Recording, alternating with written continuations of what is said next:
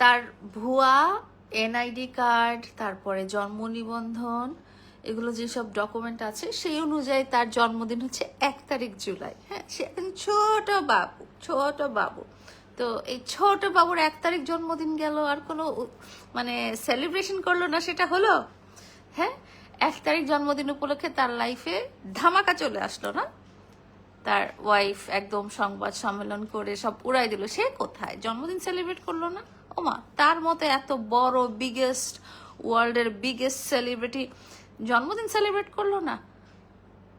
সব কিছু ভুয়া। তার পায়ের নখের আগা থেকে শুরু করে যে চুলের আগা পর্যন্ত সবকিছু ভুয়া। তার ওই জন্ম নিবন্ধন, তার ওই এনআইডি কার্ডে যে এই যে ভুয়া জন্মদিন দেওয়া আছে না 1 জুলাই, সেটাও ভুয়া। হ্যালো এভরিওয়ান, কেমন আছেন সবাই? আমার সাউন্ডগুলো শোনা যাচ্ছে নাকি একটু জানাবেন। বাইরে কি সুন্দর বৃষ্টি, তাই না? তার জন্মদিন হচ্ছে 1 জুলাই। হ্যাঁ, সে ছোট বাবু।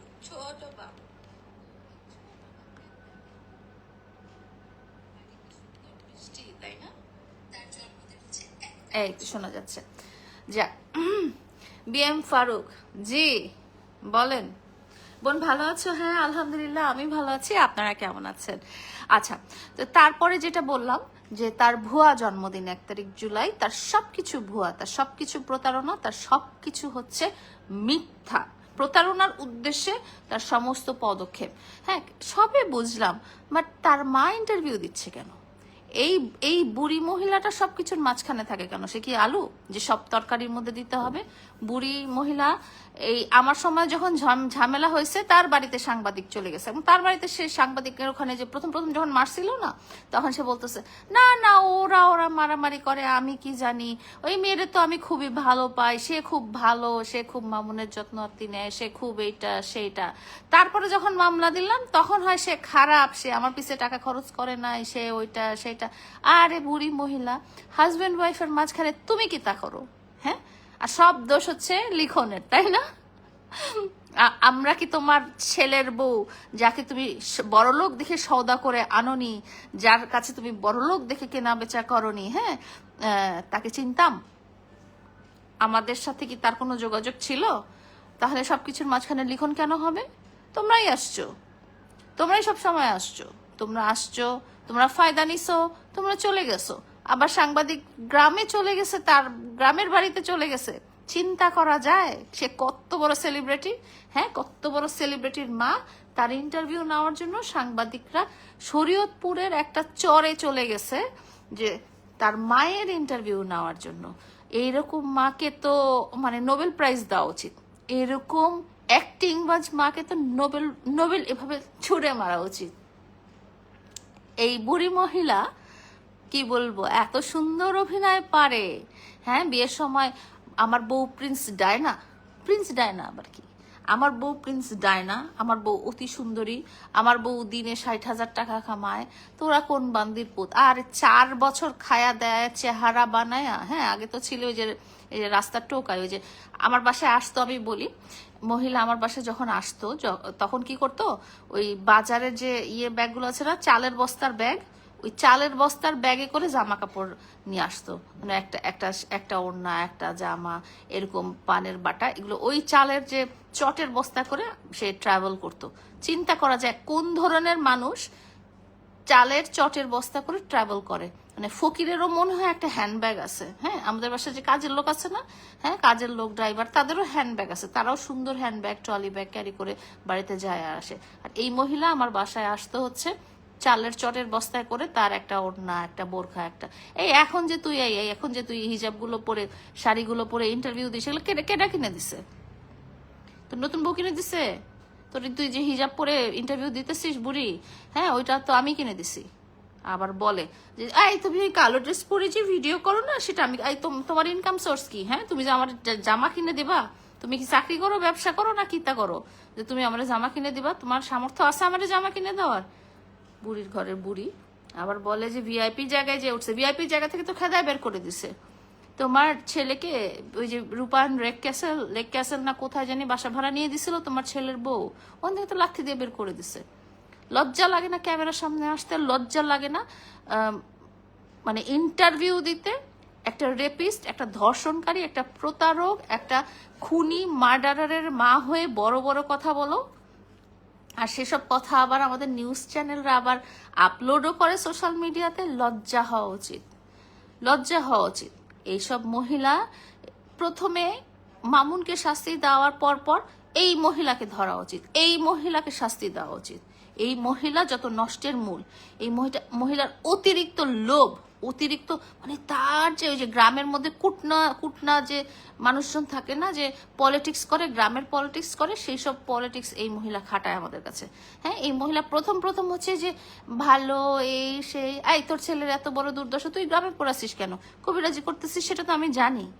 গ্রামের তান্ত্রিক মান্ত্রিক দিয়ে সে পানি পড়া করতেছে তার বউকে, সে ওই যে তাবিজ টাবিজ করতেছে তার বউকে, যেন বউ তাদের এগেনস্টে আর কিছু না বলে। হ্যাঁ, না হলে মামুন ঢাকায় আর সে গ্রামে যে বসে আছে, এটা তো মানাই যায় না। তো এই শয়তান মহিলা মানে এই এই যে একে তো বললাম না যে রত্নগর্ভা পুরস্কারটা বাংলাদেশ থেকে দেওয়া উচিত, আর নোবেল পুরস্কারটা ওইখান থেকে দেওয়া উচিত। রত্নগর্ভা পুরস্কার দেওয়া উচিত মানে এই মহিলা ওই যে বললাম না 200 টাকা নিয়ে 100 টাকা নিয়ে মেয়েদেরকে তার ছেলের বেডরুমে ঢুকাই দিত। হ্যাঁ, নিজে কিন্তু বাইরে বসে আছে, মেয়েদেরকে তার ছেলে বেডরুমে ঢুকাই দিয়ে নিজে বাইরে বসে আছে। তারপরে এইসব মেয়েরা যখন আসে তাদেরকে আবার ভাত খাইতে দেয় শাক দিয়া। হ্যাঁ, কত বড় মিথ্যাবাদী, নির্লজ্জ, চোখের পাতা নাই আর, লজ্জাহীন মহিলা একটা। এই এই মহিলার জন্য এই মহিলা তার ছেলেকে শাসন করতে পারে নাই, এবং এই মহিলার সমাজে এইসব নেগেটিভিটি ছড়াচ্ছে, শিখাচ্ছে যে ছেলে পেলেদেরকে কিভাবে নষ্ট করা যায়। এই মহিলা তার ছেলেকে নেশাখোর বানাইছে। এই মহিলা তার ছোটবেলা থেকে তার ছেলেকে শাসন করে নাই, ছোটবেলা থেকে মেয়েদের কাছে তার ছেলেকে দিয়ে রাখছে টাকা ইনকামের উদ্দেশ্যে, তার মেয়েকে দিয়ে রাখছে টাকা ইনকামের উদ্দেশ্যে। এরকম মহিলাকে কখনোই প্রমোট করা উচিত না। কোনো নিউজ চ্যানেলের ওই গ্রামের বাড়িতে চলে যে তার ইন্টারভিউ নেওয়া উচিত না। ঘটনা হয়েছে তার ছেলে কথা বলবে দরকার পড়লে, এ কেন কথা বলবে? ছেলেরও কথা বলার দরকার নেই, ছেলে তো অপরাধী, সে কেন কথা বলবে? দৌড়ায় দৌড়ায় জার্নালিস্টরা চলে যায়, জার্নালিস্টও বলবো না আমি, ইউটিউবাররা চলে যায় তার গ্রামের বাড়িতে। মহিলা এখান থেকে কোথা থেকে আসছে? কিন্তু মহিলা আসলে কালপ্রিট। ইন্টারভিউতে বলে কি না তারা বিয়ে করছে, আমি তো কিছু জানি না। এই আমি তো ভিডিও দেখছি, তুই বিয়ের দিন বসেছিলি, তুই তোর জামাই তোর ছেলে মেয়ে সবাই তো বিয়ের দিন বসেছিলি, আবার বলি যে আমি কিছু জানি না। কথা পাল্টে যাবে দেখবেন। এই যে আজকে যে স্টেটমেন্ট দিছে না সে সাংবাদিকদের কাছে, 2 দিন পরে এই মহিলারও কথা পাল্টে যাবে। তখন বলবে বিড়াল কামড় দিছে, নিজে পড়ে গেছে, নিজেরা মারামারি করছে, আমি কি জানি। এই তুই তো ওদের মাঝখানে ছিলি, এই জামাই ওয়াইফ যেখানে একসাথে ছিল মাঝখানে তুই ছিলি, কাবাব মে হাড্ডি। এরা প্রতারক। এই মহিলা না জানে হ্যাঁ কিভাবে টাকা, এই যে বলতো না যে মোহনা সেদিন আমি শুনলাম বলতেছে যে জমি ছাড়ানোর জন্য টাকা নিচ্ছে। এই জমি ছাড়ানোর জন্য টাকা তো তুই প্রথম থেকে আমার কাছ থেকে নিছিস, 60,000 টাকা দিয়ে তুই প্রথমে জমিটা ছাড়াইছিস, তারপরে তোদের একটা টিনের চালাঘর করা উচিত ছিল, সেখানে তুই ইটালিয়ান টাইলস মার্বেল এগুলো দিয়ে তুই বাড়ি বানাইছিস। হ্যাঁ, বাড়ি বানাই এখন বলিস কি আমার ছেলের টাকা দিয়ে।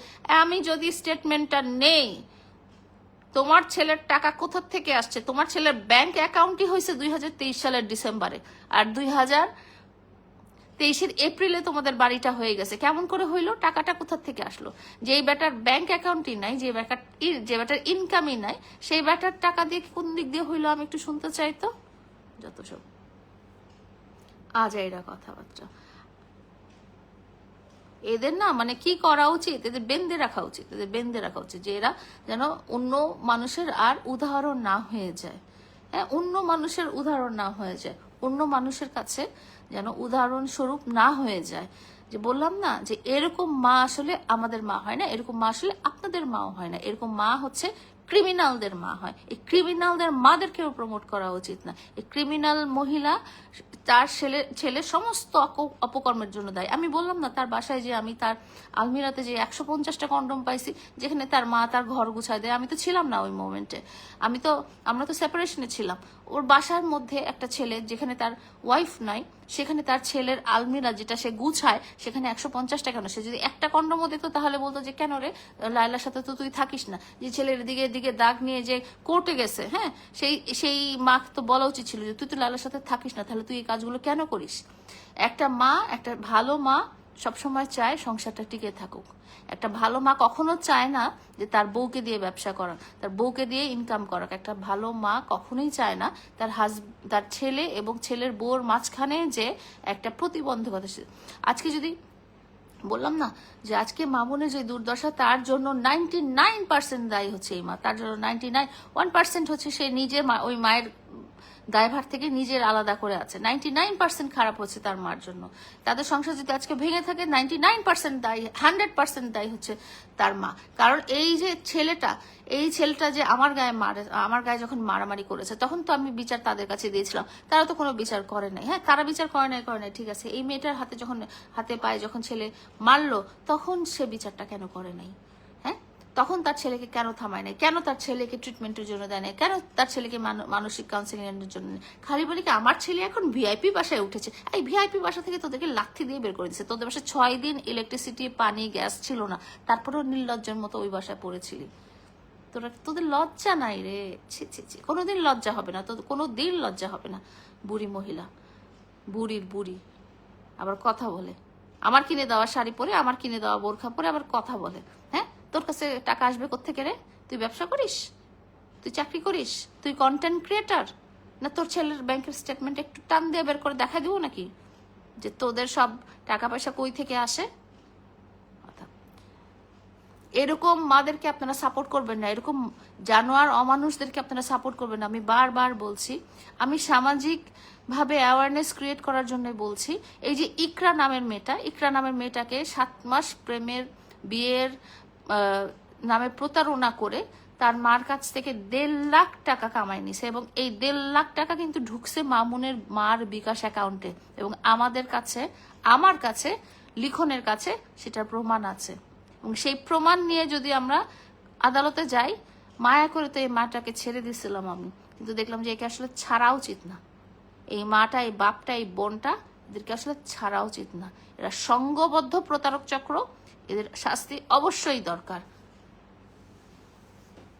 লজ্জা ছাড়া মানুষ, মেরুদণ্ড ছাড়া মানুষ, অপরাধী, প্রতারক চক্র, এইসব প্রিন্স মামুনের মা সেলিনা বেগম, তার বাবা, তার বোন, এরা হচ্ছে সংঘবদ্ধ প্রতারক চক্র।